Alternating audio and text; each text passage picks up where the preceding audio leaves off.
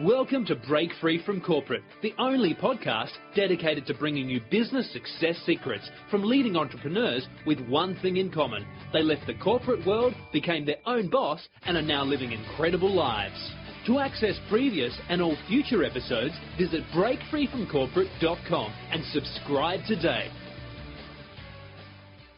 Well, hello, everyone. This is Gavin Sequeira. Look, I'm really excited to welcome you to another exciting podcast on the Break Free from Corporate show. And today I have a special guest with us. His name is Singh, and Raj comes all the way to us from the US. And he's someone that calls himself the passive income artiste. And that's quite a fantastic title. And he's going to explain what that means to him and all of you guys. But Raj has done some pretty impressive stuff in his time. I'm just going to read a little bit about what he's done. He's a award-winning author. He's a TEDx speaker, a serial entrepreneur. He's a global rock star, basically. That's what you're going to find out. He's also a lead singer in a Caribbean band. Now, I love the Caribbean. I've been there. It's fantastic. I've watched a lot of people perform. So, Raj, I'm going to get you to share a little bit about that as well. Thanks for being on the podcast, man. But a little bit more about you. You've also worked in corporate and in corporate America. And a lot of our guests, that are listening to this, whether they're in the US, whether they're in Australia, whether they're anywhere else, they're in this position where they're working the 9 to 5, that they haven't got the passive income, or maybe they have, but they're not quite working it out. And they're looking for that way to escape. They're looking for that freedom, whether it's financial freedom, time freedom, whatever it might be. You've done it. So, I want you to really share how you got to this point. I'm excited to chat to you. Welcome to the show. Oh, thanks so much. Just honored to be here, Gavin. And I know you have quite the following and quite the mission as well. So we're very alike and similar when it comes to that with what we're both doing. Awesome. But to answer your question, how I got into it really, or what would I say I owe and a lot of it too, I would say, is mentorship, yes. Training. I had to unlearn what it is I learned from, corporate America and from the school system and, just from my own culture and family, like you said, from the Caribbean. Caribbean people are hardworking, people. But then as I got older and I studied successful people, I realized that they didn't work hard, but they worked smart. So it was definitely a shift in the mindset for me. Nice. And I really want to focus on the working smarter and not harder aspect. Now, Raj, people call you the king, right? King Raj. So you're probably the first royalty we've had on the show. And that's exciting, right? You're a multifaceted kind of guy. But take us back to those early days when you worked in corporate America. What were you doing? What was life like back then? And what created the shift for you? Sure. When I started in corporate America, it was actually while I was in college or even high school, actually. I started in my field, in the computer consulting field, since I was in high school, then in college, same thing. I was in the field already. So when I graduated from college, I already had, was working full time in my IT jobs as well as a computer consultant. Mm-hmm. But I knew that there was just a bigger plan for me, that I did not want to work for someone else. I wanted to be my own boss and always had an entrepreneurial mindset. So it was just a matter of me following the system. And I believe there's a lot of systems out there that work. Yes. It's just if we work the system, you got to work the system to make it work. But you can't shortcut the shortcut. So a lot of these things are shortcuts, but you can't shortcut the shortcuts. So I just really became a student at a young age of anyone that was successful. And I just took notes. I picked their brain, and I just followed that type of system. And, I was good in corporate America. I was succeeding in that, going up the ranks, but I always knew that I was working. That was 9 to 5. But I knew outside of that, 5 p.m. all the way to midnight, every single night for many years, that's when I would work on my, own business and my own entrepreneurial type skill sets and things like that. Mm-hmm. Look, that's fabulous, right? And obviously you've done really well for yourself because you have, like you said, you've picked the brains of some of the smartest people in the world. When I was looking at your profile, you've met with people like Bob Proctor and Tony Robbins, and you've met all these amazing, the Wolf of Wall Street, and there's just an enormous amount, Gary Vee, and all of that. So You're definitely in amazing company. Now, not everyone gets an opportunity to do that, but I guess you started from somewhere. You were working this 9 to 5. You were doing well in corporate, and you then realized, you said this, you knew that there was more to life, that you were destined for more. And so, was it at that point that you figured you've got to change, or something has to change in order for your life to change? Absolutely. I knew a lot had to change. And, because I wanted, as they say, I wanted my bank account to be different. So I had to, in order to change my bank account, I had to change myself and change some of my thought processes so I could think like people that had larger bank accounts and do that. So that was definitely a shift in just my thinking and everything else. And that's why I started, reading books from a lot of successful people and going to seminars and listening to the audio cassettes back then, and now CDs, and now everything's on YouTube. But I spent, or I should say invested, a ton of money, as I'm sure you probably did years ago, on all these things that are now so available to so much more people. Whereas before, you really couldn't get it without just paying for it somewhere for this type of information that you get. A lot of these, all these gurus and stuff nowadays that are online. Some of the names you mentioned and so forth. I mean, they all do great things. They're all doing great things in their space, and there's so much information available, but sometimes we can get information overload as well. So it really comes down to what's best for each of us individually with our own goals. Because some people, like some coaches I know, they like coaching as a job, where even though they're their own boss, they love to do it like literally 24/7 or 9 to 5. Like, they just love to do that. Not me. I want to have a free schedule. I want to wake up when I'm done sleeping. That's just me. That's nice. You want to wake up when you're done sleeping. I love it. And you're quite right. Some people love what they do, and they might be in business for themselves, but they haven't quite got the freedom of time, and they still have to keep to that schedule. And that's okay. If that's what floats your boat and you're happy with that, fantastic. But, for someone like yourself, correct, obviously that's not your mindset. Your mindset is, I want things to be working in the background for me. I almost want to set up this system, this machine, or multiple things in the background, not just one thing, and spread the love really across multiple areas and have it all work for me. Well, Gavin, that's a very crucial point you just said. You mentioned about like just different vehicles, different streams, different businesses and opportunities. I wasn't always like that. Yeah. That kind of came from a necessity, and that was because when I started as an investor, I started with real estate, like most people do. And while I was in, the job and using my job income to invest in real estate, and I was pretty successful at it. In my first year in real estate, I was able to do 6 figures. I made over $100,000 US in my first year doing real estate, just not even part-time, just side, on the side of work. And I'm very part-time, not as a realtor or anything like that, just as an investor. And it's because I followed different companies that had systems and mentors with that I learned from. And because of my success, they featured me on a infomercial on TV that you see late at night in the middle of the night all over North America, US and Canada. So it's pretty cool. Yeah, my friends and family, they would say that they saw me late at night on TV as a little featured success story. That was pretty cool. That is, I must say.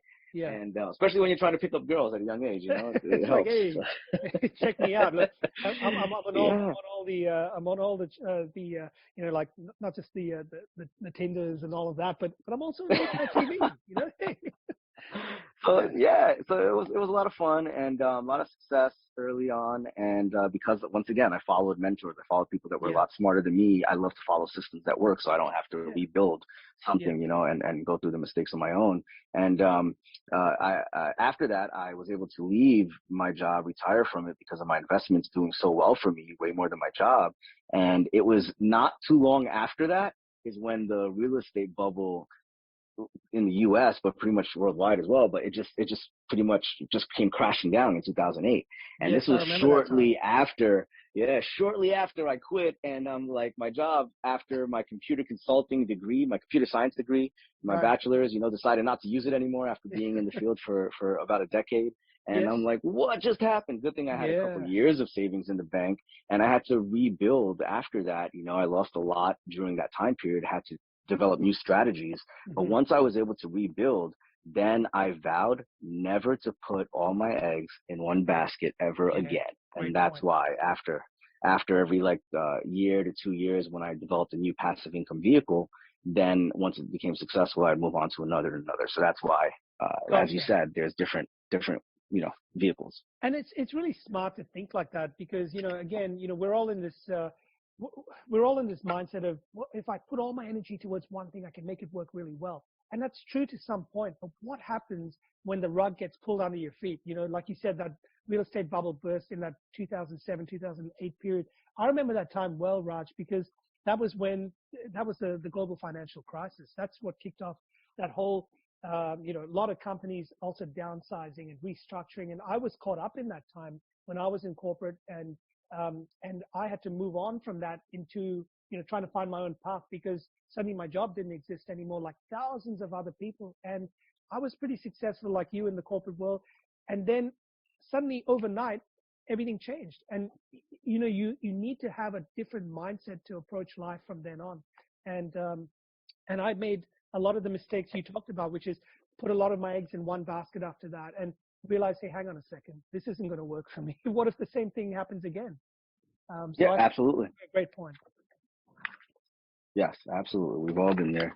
And they say if you don't learn humility on the way up, you'll surely learn humility on the way down. Yeah, right? that's it. I like that. So, all right. So,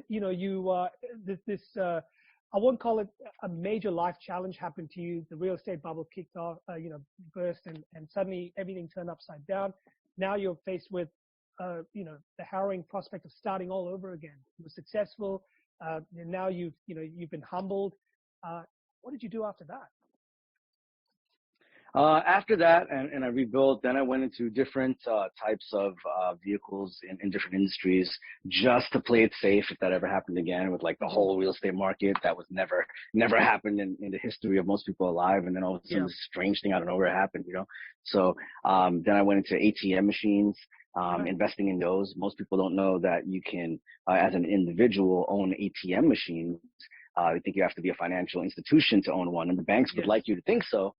Because now you're their competition. But now I have courses and I teach people because of my experience how they can own ATM machines with the contracts and scripts and all of that stuff. And then after that vehicle, I went into Forex, which is like stocks and steroids, and I loved it. But everything I do, I try to figure out a way that I can make it passive for me, even if it's giving up some of that income, of course.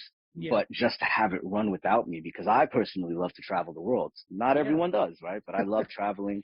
And so I want to make sure that I have those options and I have teams to run those different types of vehicles with or without me. So that's what I do for, real estate now, for the Forex system. And then in the last few years, what's really been just really profitable online of a lot of different passive income vehicles are these Amazon automated stores and Walmart automated stores, because so much people are shopping online now more than ever before because of COVID. And those are really, really just profitable and very hands-off for people that, do it as a business where they have teams like virtual assistant teams that handle all the work for them and things like that. So those are just some of the things I did throughout the years. Awesome. And I like the fact that you said, you were willing to give up a little bit of income or even a lot of income in some cases to have the thing run without you, because what it does is it creates that freedom of time, which means you can now go and invest your time towards something else. Let's say if you could make $1,000 doing something, but that's going to take up, a good 6-7 hours of your day. But if you could make $100 from the same activity, but it frees up all your time, but you could do many of those activities, do that, you could replicate and scale that. You could suddenly explode that thing, but it's running without you, and it frees up your time to go and do something else. And it's really a different mindset to think like that. And people often come to me, Raj, and they say, I want to develop a passive income. But in their mindset, a passive income, they don't really understand the concept because they've been working for someone their whole life. They feel like it's still not really a well understood concept, if I can say that. For someone like you who's doing it, you get it, right? But I know a lot of people who believe they've got this passive income, but they're still working for themselves. It's an interesting dilemma for some people.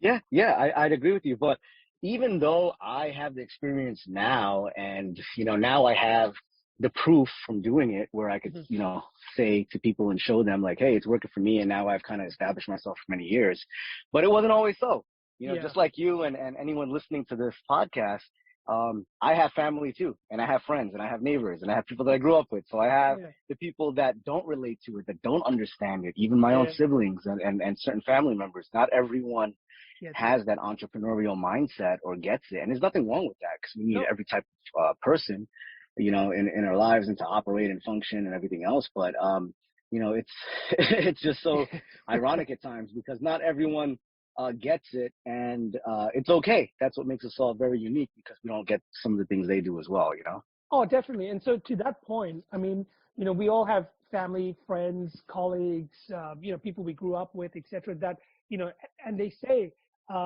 you are the average of, you know, the 5 closest people you associate with or hang out with. And I totally believe that, because if you hang around a certain group of people that think a certain way and act a certain way, over time, you are going to become that person if you're not already that person, right? And so if you want to change your life, I truly believe you need to start hanging out with people that are doing things a little bit different. So, you know, talk to us about those kind of challenges, Raj, because I know what it's like to be doing something that, you know, the rest of your family might be going, what's Raj up to these days? You know, like, and then your friends are like, what's he doing? You know, like, what's that business he's running, or what's that?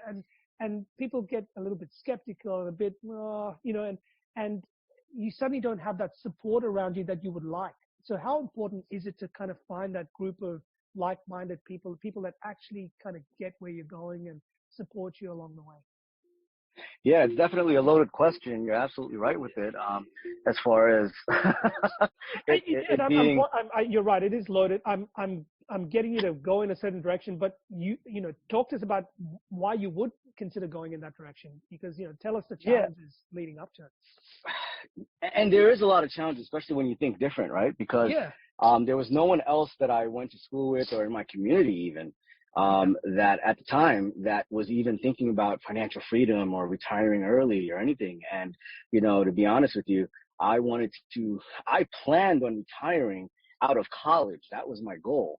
Since I, you know, started college and I got into this wealth mentality and started learning about it. So I wanted to just go straight into it. So it happened a few years later. It happened around after I graduated. It was about 6 or 7 years later did I retire from my job, which still was a huge feat, right? So it still took longer than I expected, but there's still very few people that I knew personally from my community and background that have done that, that I know of. So it is a different road. And if you're listening to this right now, then you're probably along some of that same path. You know, some of what all of us entrepreneurs go through when it comes to that. We think a little differently, and, you know, there's something just different about us, but we make things happen. But sometimes it's difficult and challenging, because we want people to relate to, just like everyone else. So what I had to do was really put myself in some new circles, because I realized that if I was the smartest person in the room, then you're in the wrong room, right? Yeah, that's right. So you never want that to happen. Sometimes it's good, you know, if you want to get your ego fed and so forth, but, you know, if you want to, and you want to teach people, that's great, but you should always have that balance. And so I had to start putting myself in different environments where there were people a lot more successful than me, so that, you know, I could strive for what they had. And just like you said, the 5 people you hang around the most. So that's pretty much what took care of that for me. Because I knew that if I hung around them, these are people that if I said, hey, I want to retire in my 20s, they wouldn't laugh. They wouldn't say, oh, yeah, right. They would actually say, oh, well, here's how I did it, and here's how you can do it too. Those are the people I hung around with. Right. Awesome. And it's inspiring to, you know, be in a room of people that have either done what you want to do, because, you know, you're eager, you want to learn, you're like a sponge, you just want to absorb and pick their brains. And I'll be honest with you, Raj, like, that's an exciting place to be. When you're in a room full of people, or even if you're virtually talking to a group of people, or even if you're talking to 1 or 2 people that have done something similar to what you're trying to do, or have walked the path before you, I mean, there is so much you can learn from that person. I have mentors right now that are younger than me, that are, you know, a good 10, 15 years younger than me, that have done way more things than I could have done at that age. And I'm like, how did you get to this point? I want to pick your brain, you know, because if you could do it in such a short period of time, there's something, you know, that I don't. You've got this missing link, or, you know, there's something you managed to find out that I didn't, and I need to find it. I don't want to waste another 10 years trying to learn this stuff. Yes, and I love what you said. Even people like younger than you that are more successful, because that's been it with me too. If I see someone that's younger than me and they're like, especially these guys on the internet with these like Amazon stores and things like that, and they're killing it and they're younger, a lot younger, and you know, still not even fully adults yet, and they're just killing it. I'm like, all right, then, you know, I need to figure out what they know. And some of my friends laugh at me because of that, because I'm still so much of a student. Because if I see something working, if I see something or someone that's getting results, then I'm just like, hey, it's common sense to me to follow that person, like want to know more. I'm just intrigued by it, and I want to develop the conversation more and see where it takes us, so we can all win. The pot's big enough so we can all win. You know? Oh, 100%. And I like the fact that you say, you know, you're this constant student that's willing to learn. You know, a lot of people, when I talk to them, Raj, I mean, the majority of people I talk to are those, you know, like from the rich dad, poor dad, to quote Robert Kiyosaki, they come from the poor dad mentality, right? And I did too. And, you know, your education virtually stop, or your formal education formally, you know, stops, and then you start working for someone else, and your brain kind of, you know, it just exists. It's not growing. You're not learning a lot of new skills. You're just doing this job now, and you do it on a repetitive basis. And I truly believe after a while, you forget what it's like to learn and to challenge yourself and to pick up new skills. And, you know, if you're an accountant, maybe that's all some people will ever be, is an accountant. You know, if someone's a sales guy, that's all they're ever going to be. But what you're sharing now is there's so much more to learn, and you can pick up skills all the time from people that have done it, whether if they're younger than you. It's like, how did you do it? You know, and I love asking that question. How did you do it? You know, and teach me. Oh yeah. Yeah. Yeah, sometimes I remember my friends laughing when they were in the background while I was like doing some research online and working. And then one of these guys that was speaking about making money was like, I leverage everything I can, my vehicles, my, you know, properties, one day private jets, you know, that's all the goals and stuff like that, that I have, leverage everything and just, you know, rent it out, figure out how I can have it make money. So if I drive, you know, a luxury car, then how can I get paid to drive that car and property and everything? But I learned from a lot of people and all these credit hacks and things like that too. And one of these guys just sounded so you call it like ghetto over here, so gangsta ghetto, you know what I mean? With his, when he was doing these teaching, and they were like, you're learning from that guy? And I was like, are you kidding me? That's definitely the kind of guy that I want to learn from, because if that guy can do it, and he doesn't even speak proper English, and you know what I mean, and he's making a killing with all this stuff and so knowledgeable, then I want to learn from him, because I just love that. You know, you don't have to be sharp, the sharpest you know, tool in the toolbox nowadays, or you don't have to be anything like that. You don't have to be ultra good looking or anything. I mean, the game has changed. But you don't have to. And sometimes it hurts, because then you know you don't get to develop yourself. That's what I tell the girls all the time anyway. See, because I'm not as handsome, I have to develop my my people skills. Yeah, totally, man. And you know, when I talk to some people, especially about starting a business for the very first time, you know, and these might be people in their 30s or even in their 40s or early 50s, they'd be like, you know, I just don't have any business experience. I need to, you know, spend some time reading this and learning this and all before I can kick this off. I'm like, there are guys half your age that are doing it. They don't have any experience, and they're doing it. So, you know, it's almost that mindset that holds us back from sometimes just taking a chance, trying something. I mean, what's the very worst that can happen? You know, if it doesn't work, it doesn't fail. You just learn from it. You learn what works and what doesn't work, and you get smarter and better and adapting. I mean, would you agree with that? Yeah, I love what you just said. It's actually not a failure. Every failure is actually an opportunity to learn something from it. Don't fail and not learn the lesson. You want to fail and learn the lesson. So I look at it as a mentor told me that they're just real life master classes. When we go through some huge adversity, it's a real life master class. You know, I remember my first eviction I had to do, and it was just like, whoa, or my first lawsuit that I had against me. And then you realize these come with the business, you know?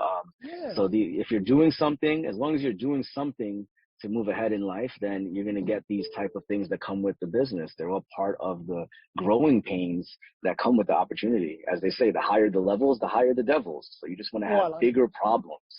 Higher the levels, higher the devils. That's great. You want to have bigger problems. Like some people are trying to figure out how to put gas in their cars, others their bike, other people their private jet, you know, jet fuel. So it's just, we all have problems. It's just, what's the size of your problems?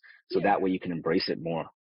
Well, I know Tony Robbins, and his mentor Jim Rohn, I think, was one of the people who said, "Don't wish you had less problems or challenges. Wish you were smarter."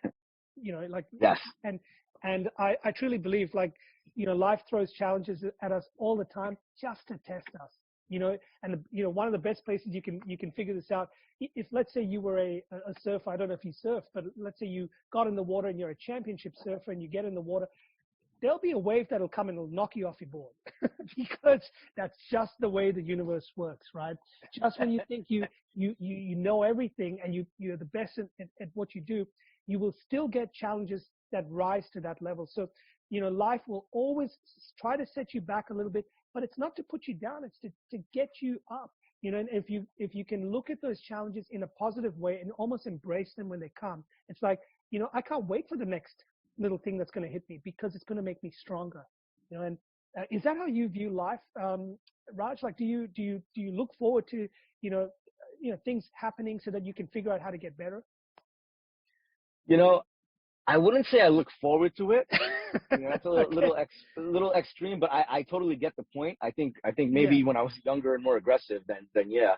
So I wouldn't say I look forward to it, but when it happens, it's one of the tricks I know I have to brainwash my own self-talk into telling myself that it's for a greater good. Every setback is a setup for a comeback, things like that. And I do truly believe all of that, but it's because I have to constantly also tell myself that, like mental health, it's such a big, a lot more awareness of the issue nowadays. And I think one of the things that is helpful, it's just the self-talk, like constantly. Like I'm actually personally, I would say, terrified of not giving myself positive self-talk, of not putting positive information somehow on a daily or weekly basis, whether it's audio books or some kind of personal development reading or speaking with mentors and things like that. If I'm not putting that positive in to combat the negative, the automatic negative that's out there, like I'm terrified into thinking of what that can do to my whole, psyche and energy around me. So I'm making sure I always put those deposits in. So one of the things I do, like you just said, is to embrace when those negatives come and just say, all right, this means I'm actually about to have a big overcoming of something very valuable that I'm about to go through. No, I like it. It's almost like a ritual, like a passage that you got to pass through this period to get to the other end, and it's only going to make you better. So, no, that's really. I like that passage. You're right. It's like earning it. Because if you don't earn something, you don't appreciate it as much. Now it's a passage. You're right. It's something you got out of that. Yeah, 100%. So, and you talked about, the mental state, and you talked about the, almost the personal development aspect of it. So, how important is personal development or self-help or just getting that, changing those limiting beliefs that we all have in trying to get or become successful? Because, we all grow up with a certain set of beliefs and that were taught to us by parents and guardians and people like that. How important is it that we constantly challenge those beliefs, or, we go, is that serving me today? Like, I might have believed it all my life, but is that really the thing that's going to help me move forward? What would you say to that? Oh yeah. So going to answer your first question now. about about personal development. I learned that at a very young age. My parents, they got divorced when I was about 5 years old, and I was going to get skipped a grade because of my high grades. And when that happened, the divorce, my grades started to drop, and I didn't get skipped anymore. So my teacher at the time told me, and I was only about 6 years old at the time, and she took me in the hallway and she came down to my level, stooped down, and she just basically told me that I can either make my parents divorce, let that be a reason that I don't do good in schools, and I could be just like another statistic. I can be a statistic like kids of divorced parents, or instead of being a statistic, I can make that the reason that I'm a success instead, that I become a success story. And throughout my life, after that moment, it's funny, even as an adult, many times I would always think of these words. Do I want to be, a statistic or a success story? statistic or success story when I'm going through anything. And that's just all mindset. So I learned that at an early age. And I speak about that more in the TEDx talk that I did a few years ago, where I feel that all of our really challenging experiences that we've overcome in life, those are our badges of honor. Just like you said, the passage or earning the right to speak about something because you went through that experience. It's an honor. It's your badge of honor because you went through that experience. I like that. So yeah, that's what I do for personal development. And then your next question was, I'm forgetting now. No, it's okay. I mean, just elaborating a little bit more on that personal development, I can't remember where I discovered this, but I'm sure a lot of good mentors have taught me this, which is just getting into getting into business or being an entrepreneur is a personal development journey in itself, because you learn a lot about yourself, so the minute you start a business, you start learning all about your strengths and your weaknesses, what you're good at, what you're not, what you suck at, and how to deal with people and how to fix problems, how to be solution oriented, how to, deliver a product or a service, or you're asking questions, you're solving problems. It's such a big journey, isn't it? It's really a personal development journey just being in business. I mean, have you learned a lot about yourself just being in business?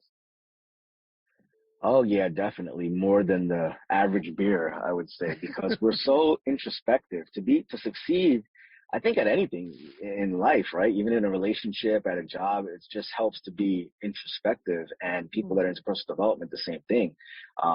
You're just looking at how you can tweak different things, and it's all just about mindset. So I think it is crucial.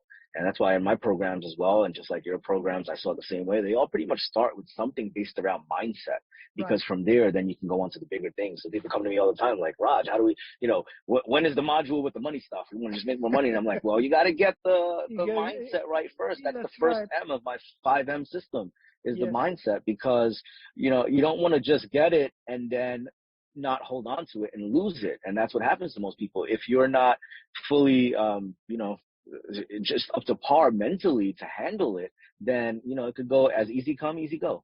You don't want that to happen. Yeah, and when I talk to a lot of people who are trying to do this for the very first time, so forget about the passive stuff. They're just trying to become an entrepreneur and get into business and try to get out of that corporate 9 to 5. I always say to them, look, you're destined for great things. If you want it, you can have it. You can climb your Mount Everest. I always use this example. So, for the people who are listening to this podcast, they probably heard me say this a few times, but my job is not to get you to Mount Everest. My point is to help you get to base camp. I want to help you prepare mentally, spiritually, physically, whatever it might take to get that mindset right, so that after that, you can climb whatever mountain you want to climb. You can get to your Mount Everest whenever and however you want to do it, and as many times as you want to do it. But you need to get to a certain level first where you're comfortable, you've got the right mindset, education, skills, all of that stuff. So it sounds like you do the same kind of preparation in your courses when you're talking to people, teaching people. A lot of it is about getting to a certain point before you can kind of take off, right? Yes, because you don't want to do it prematurely, because that's how you get hurt. That's how accidents happen. And you don't want that. So you got to make sure a lot of different systems and things are in place just to protect yourself and so you don't get hurt and get into an accident. And that's the main reason. And then you mentioned the 5M system, or you got this system going, right, that you teach people. What is that? Can you elaborate a little bit about that? Sure. Thanks for asking. It's basically a home study course that I have, 5 modules, and at first when it came out it was 4, and then I discovered another M that was even more important than mindset. So then that became this new M became the first one, and that's money personalities. And the reason I say personalities is because most people have developed a personality by the time they're age 7 or 8 years old. Right. And once they develop that personality, it's very hard for them to go against that personality. Yes. So it's something that we all have from such a young age, even before our mindset's created and all that stuff, because our mindset is constantly changing when we learn something new. But our personality pretty much stays the same. And we know, just as a general population, so little so little about our personality and what that entails. So I created a system on money personalities with just a little niche on money related, since I'm the passive income guy, right? And if someone can basically go to the site of the Financial Freedom Mastery Academy, which is what I founded, and that's the first module, the money personality, where they take a short assessment that takes a few minutes, where they answer some questions, and then I basically teach them through video training what their money personality is. And because of that, once they identify that, what type of businesses they should get into and not get into, what type of industries, what type of investments, or even what type of coaches they should hire and not hire based on their money personality. Okay, great. Yeah, and we compare it to billionaires that people are familiar with as well, because they all have different personalities as well. So to show you like why Donald Trump would invest differently than a Warren Buffett, and why they stay in their lane and they're still very successful, so you can relate to it on that level. And what we found is, they say most fights happen because of what? Money, right? Money related, and different personalities. Like one spouse can say like, why do you spend money so freely? And the other one can say, well, why do you hold it so tightly and don't live life a little? But they're all different money personalities. So we have that on our site for just a few $100. Someone can get their whole assessment and videos. I train them and everything. And I don't know if you want me to let your audience know, but I have a special gift for them after this. Let's get as well. Definitely, I appreciate it. We'll get to that at the end, where you can share all of that kind of stuff. But I'm just interested in learning about these different or these 5 M's that you're talking about. But keep going, man. Sure. So that's the first one, is money personalities. The second is mindset, which we spoke a bunch about already. And the third one is manifestation, which I use some of the things I've learned from traveling to different retreats all around the world with a lot of different masters of energy and manifestation, just using the law of attraction. But some people get it confused. I'm a technical guy by background and trade, so I'm not really into all of the woo-woo type stuff unless it has some actual, technical thing. I can see data on paper of before and after of it. And that's what I do in that module of manifestation, where I show how our thoughts do create our reality, and different exercises I go through that prove that into existence. So that's a lot of fun, and it usually, blows people's minds like it does mine and a lot of other people, where you can see in just a few short minutes a lot of these different experiences, examples of that. So that's the third one. And the reason that's important, because you'll see some people, it's like they walk into a room and people are gravitated towards them. And then some people are repelled by other people when they walk into a room. Or some of my mentors, I would see that it's like they wouldn't even try to sell anything. People just want to buy whatever it is that they're selling. And then other people have the opposite effect. And it's all because of energy and raising our vibration and so forth. So that's what that's about. And then the next module is the actual money vehicles, which is module 4. So it's funny, people want that first, but I believe through my own experience, all the others have to happen first, because it's not just about making money, it's about keeping money. And then it gets to the stage where it's not just about how much you're keeping, because you don't want it all to just lose, but then how much are you giving back? How much are you making a difference? Not just making another dollar in the world, making a difference, leaving the world, a bit better than we found it. What did we leave? So, that's why it's last, is the money vehicle, because you want to know how to handle it. And that's where I go through a lot of the vehicles and details that I've done. And so you can kind of see what the best is for you. And the last one, the 5th M, is mastermind groups, which I love, and that's in a specific order, because after you get income and profits from your money vehicles, that's when now you can take it to another level exponentially. And that's what I believe mastermind groups, true mastermind groups do. So I show people how they can join one, how to look for one, but then also how they can create their own and be that leader in their community. And it's just very, very powerful. That's really awesome. I love the system, and I love the order in which you've laid that up, because it makes perfect sense to me. And anyone listening to this, who has never heard these sort of concepts before, this is great stuff. This is gold. And you can go through your whole life trying to figure this stuff out, but and you learn it through experience, really. And it sounds like you have learned this through your experience, Raj, and also through a lot of the great mentors that have worked with you and taught you as well. And it definitely makes sense. You can't skip any of those steps, and you could, if you did it in a reverse order, it just wouldn't work. It wouldn't be sustainable. And I think you've laid it out really clearly, and I like the order. It actually is a really good system. So well done on putting that together. Thank you. Thank you.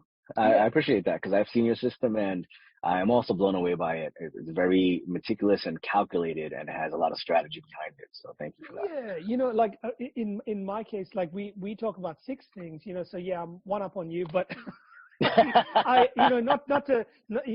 a funny thing, and again, learn through experience. The first one is about self-discovery and learning who you are and why you're on this planet and what your mission and vision is, and trying to figure out that component first.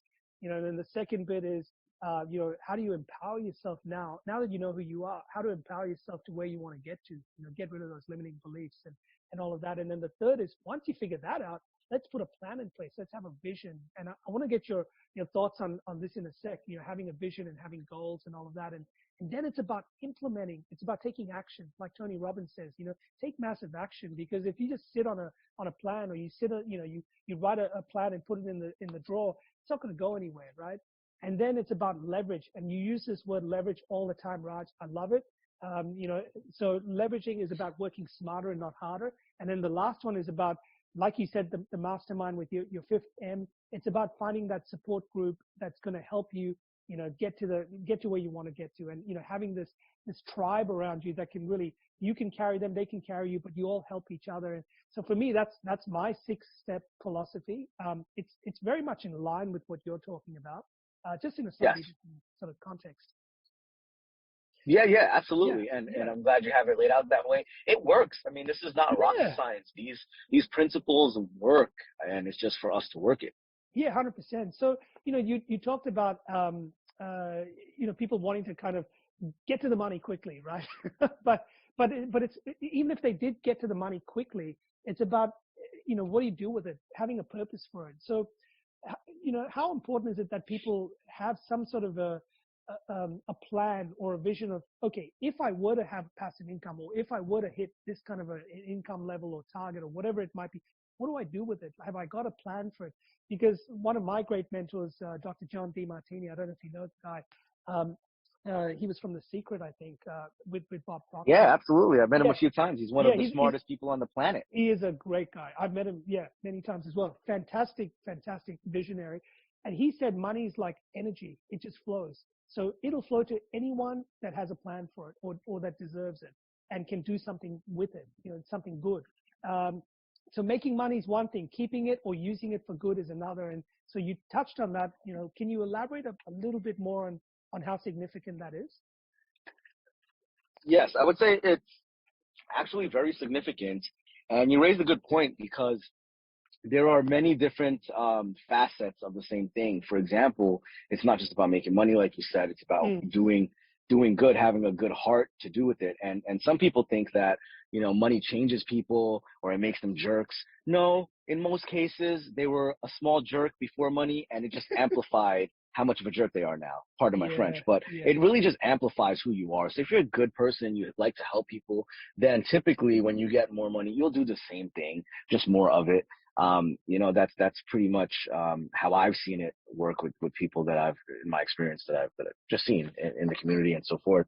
And but on the flip side of that, if you're a person that only likes to help people, but you're not doing certain activities to generate income, then that can be a challenge as well. There has to be that balance. So you can't just, give and not make, and you can't just make and not give. There has to be that healthy balance. And back to the money personalities, one of the personalities is called the humanistic money personalities. Right. And it was very hard to find a billionaire to compare and show that personality, because there are rarely billionaires, because anyone with the humanistic money personality, they're the people that just give everything away. They just love people. They love humanity. They're always recycling. They want to save the earth, save the planet. They would give the shirt off their back for other people. And because of that, they typically don't have a lot of money or any money, because they give it all away, everything. They just give away. And, that's why we show in our program how they can how they have to focus more on themselves so that they can prosper more and not just give everything away, so they can even do more in the world, right? So it's that balance of, yeah. So you need both. Totally. No, it's a really good point that you bring. It's not selfish to focus on yourself. Sometimes people feel that, I want to put others before me, and that's a great way to be. But for you to do a lot more good in the world, sometimes you need to build your base first. You need to almost make sure that you're airtight. And as the famous saying goes, if you're on a plane and the oxygen masks drop, you put yours on first. Take care of yourself first, then you can help other people.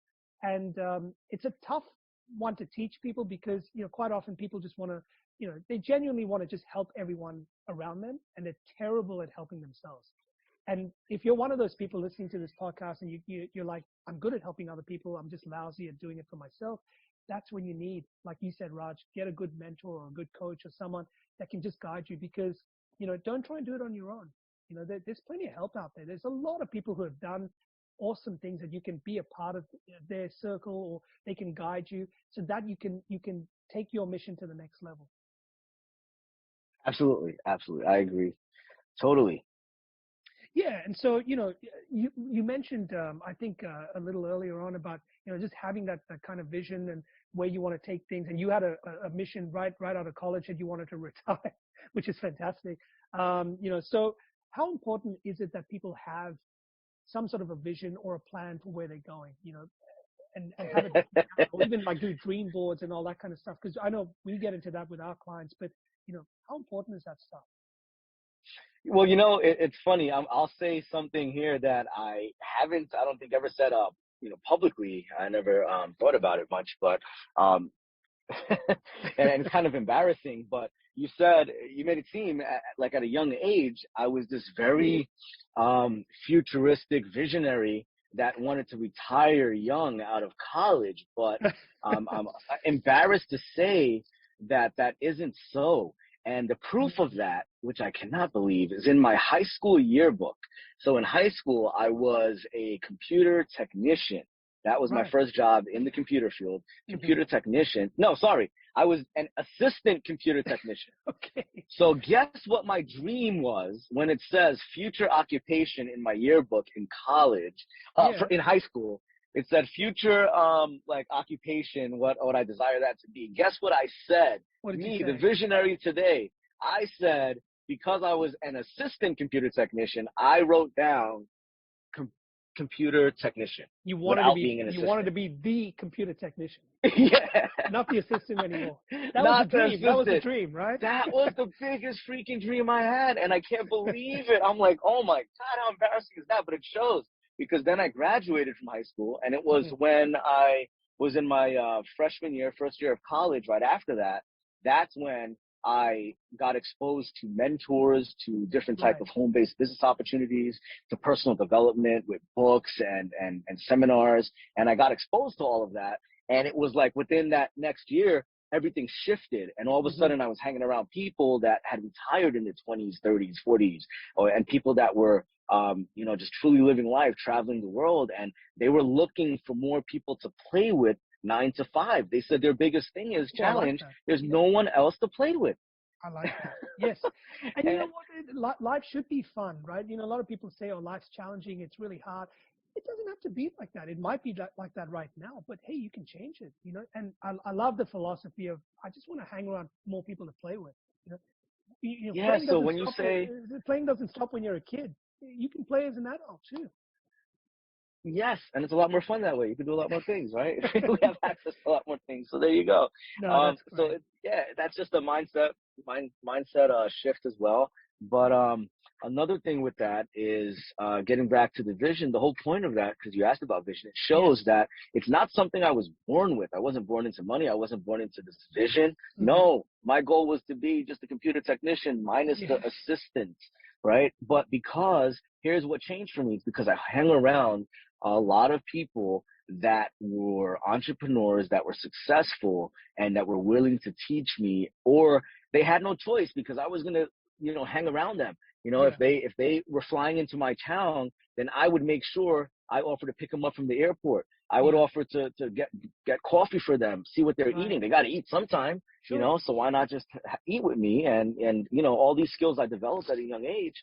And there's books about this, there's courses about it, and it's just, it worked for me. So it's because I had to hang around people that had a bigger vision than me by far, and that's what expanded my vision, to answer your question. I love that. Thank you. Yes, Yeah. I'm all about vision boards. You're welcome. I'm all about the vision boards and explain that really just, yeah.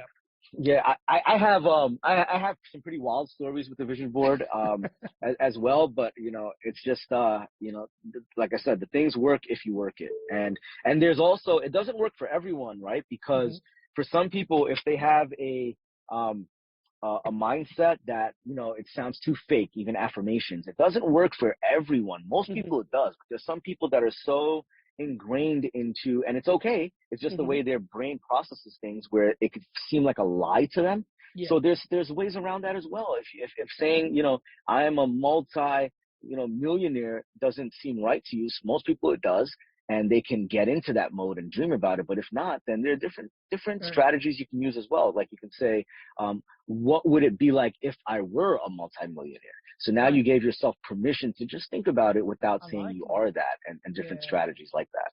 That's great. And asking the question, what if? I mean, it's such a, it's that it invites you to think and dream even bigger. And I just got a quick question for you.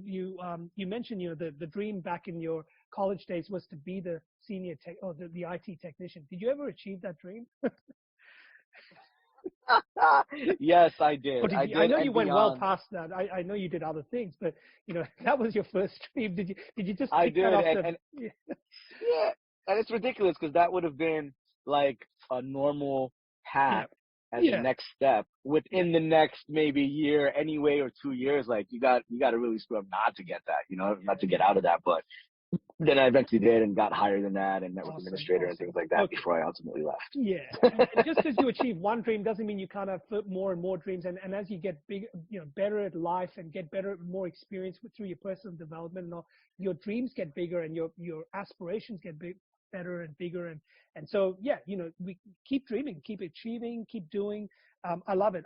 So, hey, Raj, now that we're at this stage of the podcast, I mean, I could talk to you all day. I love what we're talking about. This stuff energizes me, right? But me too. We are alike. I see. So this section that where we like to have a little bit of fun with our guests, it's called rapid response. And I'm just going to shoot out a few questions to you just to kind of get you, just tell me the first thing that comes to your mind. There's no right or wrong. Are you happy to play along? Yeah, sure. I love it. Awesome. So, hey, what is your favorite mode of learning? How do you like to learn stuff? I like listening to stuff so that I can do other things. So if I'm driving or I'm packing up things around the house or doing paperwork or whatever, I just love to listen. That's my favorite mode of learning. Awesome. Great. Well, this is the perfect scenario where people are listening to you. So, it makes perfect sense. Now, we talked about a lot of people that you look up to and that you've worked with, and role models and things like that. Who is there one or two role models or heroes that you'd like to acknowledge that have been significant in your life? I wouldn't say that there's one or signal out any one or two people, because I learned different aspects from different people. So I haven't met a person that was perfect in every area that I want to learn from yet, but I've met people that were pretty close, but they might have one thing, like maybe they're great at business, but with their family, they're not the best, or vice versa, and things like that. And I want to be that holistic person, just personally, for my my family, my community, my health, my business. Like I want every area of my life just to be well balanced and be prospering. So that's why I wouldn't say, and there's a saying, don't ever meet your heroes. And I've met a lot of celebrities and heroes, but then you also find out they're human too, right? So we all have certain errors and so forth. So I wouldn't say that there's one person, because I'm just not that jaded. I like to stay unbiased, where I can see a person for whatever qualities they have that are good and bad, and then take what I can use for me. And help me. But if I just had to say a few people, let's see, people from The Secret, of course, like Bob Proctor. What I like out after The Secret were people like Ty Lopez, Oh yeah. because they were younger and I was a younger guy. Then, I still don't have grandkids or kids. And he was a guy that was like the same, and he was into cars and had ladies and parties and things like that. So I could relate to him more being a younger guy than some of the older mentors, but not to say he's perfect as well. But I learned a lot from him, and he was, I think, one of the pioneers for the younger crowd. Right. So I really respect that, and going to his home in LA a few times, big $14 million home and things like that. And, it's just great. So he's one I would say for, that definitely impacted me, because it gave me more permission that, hey, you could be a younger guy and do a lot of this stuff as well. No, that's awesome. Hey, listen, I totally respect you. Don't have to answer these in any conventional way. This is just like, what works for you, right? And I love that you're authentic with that, which is perfect. That's all we ask for. So now we talked about quite a number of quotes during our chat, which are, really, really awesome. Is there one or two that you want to reiterate or just call out that, always seems to be there in the back of your mind that kind of inspires you? As far as like a concept that we spoke about, or a person? No, like a quote, quote. Yeah, absolutely. Quote. Sorry. Oh yeah, I got tons. Yeah. I'm known as the human fortune cookie, but one of my favorite is from the movie Braveheart, where he says, everyone dies, but not everyone truly lives. Oh, I love that. You know what? I love that movie, but I love that quote even more. That is awesome. Thanks for sharing that. What about now we talked about having a purpose for doing things, your big why and all of that, and helping other people. Is there a cause or a charity or some sort of a group of people that you either have supported, do support, or want to just call out, for our members to kind of look up and chip in? Sure. There's quite a few masterminds, and the ones I gravitate to as well are the ones that do service, a day of service when we travel, or even with me and my band. When we go perform in different countries, we always look for an orphanage or a battered women's shelter or some kind of senior citizen home where we can entertain them or volunteer or do something. So there's a few organizations I do that through. One of them I would say is the Nirvana Humanitarian Mission. And I've been to quite a few countries with that organization and acted in plays on stage and entertained, as well as just volunteering, doing medical outreaches and different countries and so forth as well. So from Canada to Guyana to America to Jamaica. So that's one of them, I would say. Fantastic, man. Thanks for sharing. That's awesome. And I guess finally, is there something quirky about you, Raj, that not many people would know that you're happy to share with us, that might put a little smile on some people's faces? Yeah, I would say that I'm a geek by nature. So I'm just a computer science techie geek, and it's wild for me to be on stage performing or speaking, but I'm an entertainer. But I get to use a whole different hemisphere of my brain to be creative on stage. That's awesome. I would have never, this is a great way to end this episode of your podcast, by the way, with just what you teach or making everyone aware of with leaving corporate America, getting free from that. But here's the point. If I was still working 40, 80, 100 hours a week at a job, I would have never known that I could develop the other side of my brain to be creative and be on stage as a singer, entertainer, dancing, having all this fun. I would have never developed that or even knew. So the point of it is, what abilities and skills might we have that are not even discovered yet? Yes. Yeah. Yes, 100%. I love that. So from IT geek to worldwide entertainer, it's massive. It's huge. And I like how you use the two hemispheres of your brain, and you're really you've grown as a person from being one type of person to a multifaceted. Fantastic. Thank you so much for sharing all of that, a little bit of insights into who you are as well, Raj, as a person, not just a business guy or a passive income guy, but just a human being that's doing things, helping make the world better and teaching other people how they can do the same. It's been awesome to have you on the show. I want to give you the opportunity to share a couple of things that, so people can find you, reach out to you, maybe, do one of your programs or just join one of your, whatever it is you have out there. What is the easiest way for people to either reach you personally or reach your business or some of your programs, where would you point people to?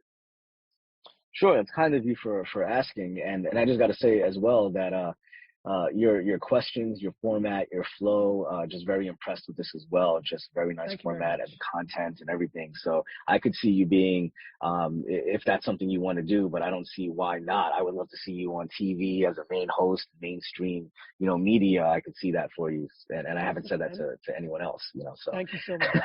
we'll chat later about that. Yeah, why not? All right, 100%. All right, absolutely. I endorse you definitely, and thank you very much. You're welcome. For your listeners, I do have a gift, especially for your audience, where they can get the money personality assessments that I spoke about from the Financial Freedom Mastery Academy. They can get it discounted, heavily discounted. So instead of paying a few $100 for it, they can get it all the way at a price of $0, complimentary to your audience for a limited time through a special link. It's kingrajgift.com. So that's King, K-I-N-G, Raj, R-A-J, gift, G-I-F-T, kingrajgift.com. And then they can just put their email address and they'll get that assessment, a link to do it for free. And you'll get training videos. And you can also see me on social media on any of that as well. You'll see all my connections on there. And make sure you let me know if you just want to send me a message saying hello that, you found me through Gavin himself, and I'll make sure to take good care of you because of that. That's wonderful. I mean, again, it's been so great to have you on the show. We don't often have royalty on the show, and it's so good. And someone who has done the things that you've done, and the fact that you're a generous guy and you've given us or given our listeners a gift as well, or something that they can now look up and take advantage of. I think that's fantastic, Raj. So, hey, listen. Great to chat to you. Thanks for spending the time. We're definitely going to keep in touch because we want to see what you get up to, and you and I have plenty to discuss after this call as well another time. But be well, do all the great things you're doing, and we'll keep in touch. And all the very best to you. Well, thank you so much, Gavin. Appreciate it. Appreciate you for doing this. Keep on keeping on. Keep on keeping on. Love it. All right. Thanks, Raj. Take care, my friend. You too. Bye-bye. Bye-bye. If you like this podcast and would like to understand a little bit more about what was just discussed, then you're in luck. Simply head over to breakfreefromcorporate.com and we have a fantastic bonus gift waiting for you to download. All we ask in return is that you leave us a review on iTunes and or Stitcher, whichever you use. And lastly, help us share this podcast around with your friends, your colleagues through Facebook, Twitter, Google+, or LinkedIn. We truly appreciate all your support, and we look forward to seeing you on the next episode. Thank you for listening to this podcast episode of Break Free from Corporate.